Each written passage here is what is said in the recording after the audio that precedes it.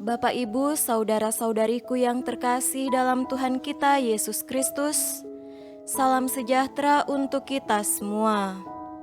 Berkat Allah yang Maha Kuasa senantiasa menyertai kita.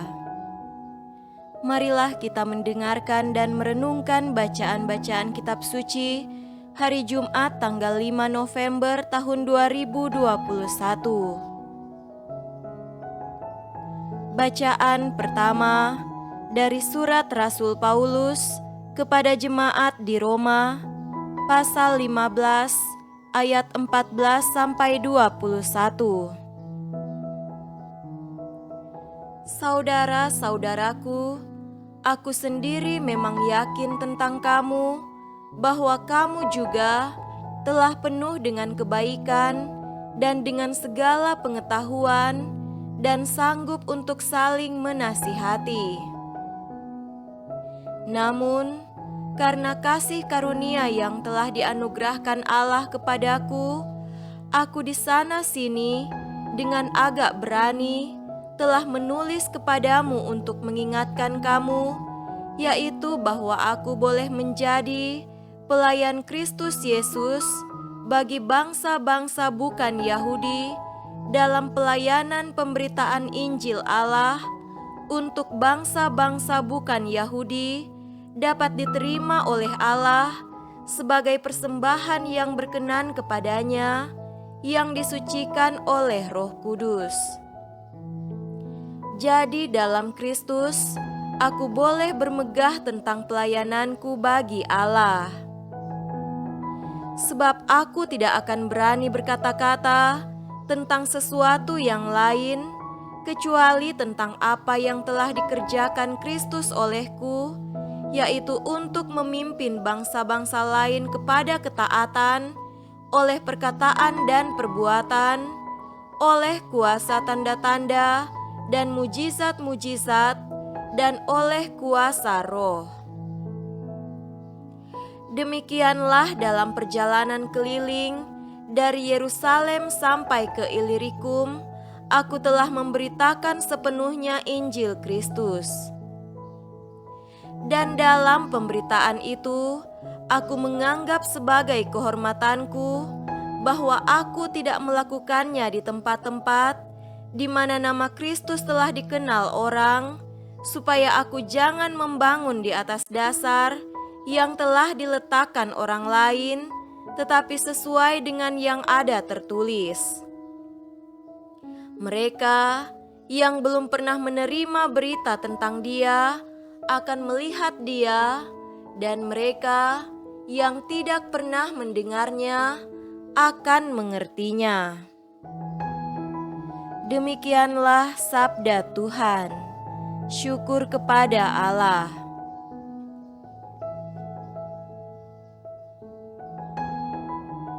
Tuhan beserta kita sekarang dan selama-lamanya.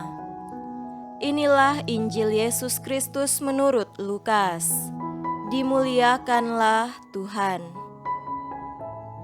Injil Lukas pasal 16 ayat 1 sampai 8. Dan Yesus berkata kepada murid-muridnya, ada seorang kaya yang mempunyai seorang bendahara.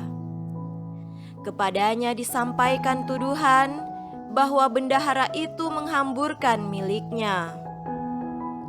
Lalu ia memanggil bendahara itu dan berkata kepadanya, apakah yang kudengar tentang engkau?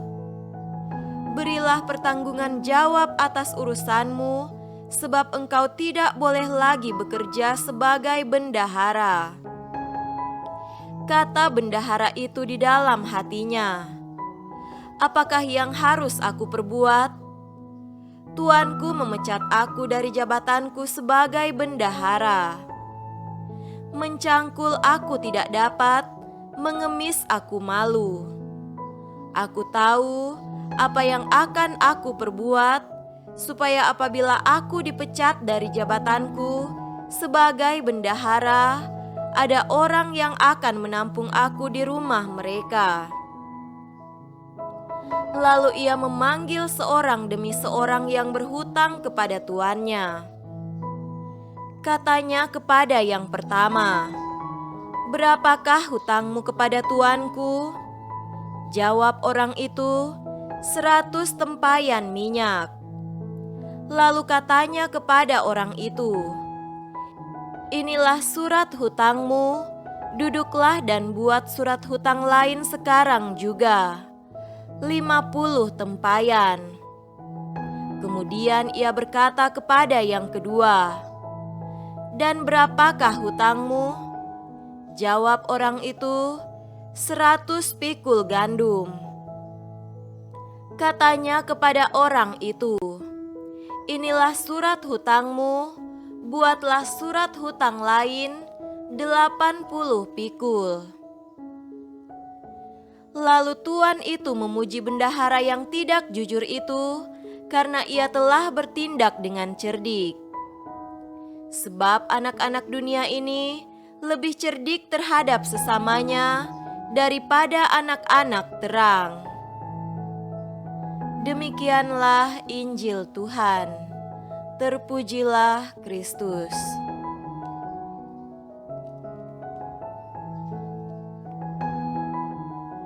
Saudara-saudariku yang terkasih dalam Tuhan kita Yesus Kristus, tema renungan kita pada hari ini adalah buatlah kebaikan. Seorang ibu yang populer di banyak kalangan sebagai desainer, pengusaha, tetapi juga penggerak sosial di Indonesia, pernah membagikan sebuah cuplikan video singkat tentang kegiatan sosial selama puluhan tahun yang dilakukannya untuk membantu orang yang miskin, sakit, dan terpinggirkan. Beliau mengungkapkan bahwa jika ingin berbuat baik, lakukanlah dan jangan segan-segan. Tanggapan orang lain seringkali menghalangi kita untuk mengungkapkan dorongan hati kita untuk berbuat baik. Rasa takut dinilai negatif tak jarang menghambat kita untuk mewujudkan kasih yang muncul dari rasa hati kita yang tulus. Akan tetapi, lakukanlah kebaikan dan wartakanlah. Men-sharingkan perbuatan baik yang tulus dapat juga menggerakkan hati orang yang mendengarkan dan melihatnya, menggugah mereka dan mendorong mereka pada jalan kebaikan. Pelayanan tulus yang dilandasi kebaikan dan cinta yang disebarluaskan dapat menjadi inspirasi kasih bagi sesama, sehingga mereka pun mengambil bagian dalam perbuatan kasih yang sama. Saudara-saudariku terkasih, bacaan-bacaan kitab suci pada hari ini mengungkapkan tentang perbuatan baik demi perbuatan baik yang telah dilakukan, dan semuanya itu pantas untuk diwartakan, diterima oleh orang lain, serta mendorong makin banyak orang pada kebaikan yang sama. Dalam bacaan pertama, Rasul Paulus menyemangati para jemaat di Roma yang hidup dalam kebaikan dan dapat saling menjadi panutan dan orang yang dipercaya. Rasul Paulus pun melakukan kebaikan. Ia menjadi pelayan Kristus Yesus bagi bangsa-bangsa yang tidak mengenal Yesus, agar banyak orang menjadi percaya dan menerimanya dalam hidup mereka. Mereka yang mengikuti pelayanan Paulus menerima Yesus dan menjadi taat kepadanya. Untuk itu, Paulus memiliki alasan untuk bermegah karena dapat melakukan kebaikan, melakukan karya Allah dalam pelayanannya. Sedangkan dalam perumpamaan bacaan Injil, ada juga perbuatan-perbuatan baik dari seorang bendahara yang cerdik. Bukannya menambahkan bunga atas pinjaman, sang bendahara malah memberi potongan keringanan bagi semua yang meminjam uang. Perbuatannya tentu dikenal oleh semua orang yang mendapatkan bantuan keringanan dan mengamankan diri dan masa depannya. Namun, ini justru perbuatan baik yang keliru karena penuh ketidakjujuran, merugikan tuannya, dan bermaksud mengamankan hidup dan masa depannya. Ini hanya dimaksudkan untuk kepentingan diri sendiri. Saudaraku terkasih, kita diharapkan melakukan perbuatan baik yang penuh dengan kejujuran, kemurnian tanpa pamrih. Perbuatan baik yang murni akan selalu disukai dan dipuja, bahkan menginspirasi. Akan tetapi, perbuatan yang baik untuk mencari keamanan dan kenyamanan diri sendiri seringkali tidak bertahan, tidak lestari. Sedangkan kebaikan yang keluar dari pengalaman dirahmati dan dicintai akan membawa sukacita dan keteguhan di tengah-tengah kesulitan. Dan pada saatnya bermegah, yang ada adalah rasa syukur yang berlimpah karena pertama-tama bukan kekuatan dan kehebatan kita, tetapi terutama karena karya Allah yang bekerja di dalam diri kita. Marilah melakukan kebaikan di dalam hidup sebanyak mungkin, karena kebaikan itu indah dan menghidupkan. Jadikan hidup kita instrumen kebaikan Allah bagi dunia. Semoga demikian. Amin.